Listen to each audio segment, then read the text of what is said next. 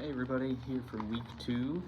For the first question, we were asked to do a self-care activity, and I chose to do an Epsom salt bath since they're so relaxing for me, especially after a hard lifting day like yesterday. I did legs, so now feeling a lot more refreshed and ready to take on tomorrow's lift and with a little bit more oomph. For our second question, we talked a lot about fear campaigns and their effectiveness in certain topics versus others. And we were specifically asked, in what situations do we think fear appeals are more likely to motivate someone versus not? And for my example, I chose like a cigarette ad telling people to stop smoking, show people speaking through those apparatus in their throat after certain tracheal cancers and lung cancers and stuff like that. That's scary, and it makes people not want to smoke. And so there's a stigma created. Smoking is now weird and gross. Less people smoke.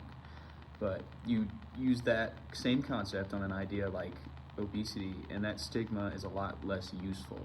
It becomes a thing that keeps people from taking care of themselves or getting help or even going out, and that kind of sucks. So those two are examples of, like, one is very good when you create a stigma with it, like a fear campaign, and one is very bad.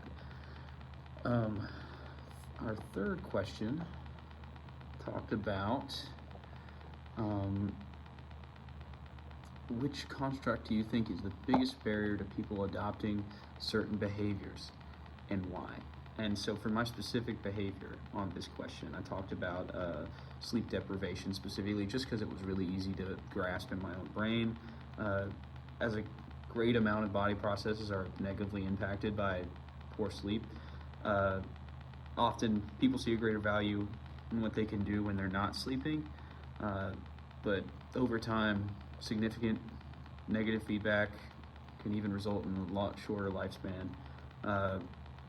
Education is how you help people with this kind of thing. It's how you help people realize that the trade-off isn't worth it. For the fourth question, we were asking what makes things easier when it comes to making proper health choices or trying to break bad habits.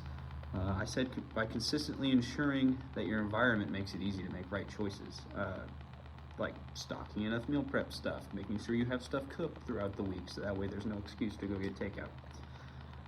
For the fifth and final, I said, what is one nugget of material I liked? My favorite was this week was about our video about persuasion.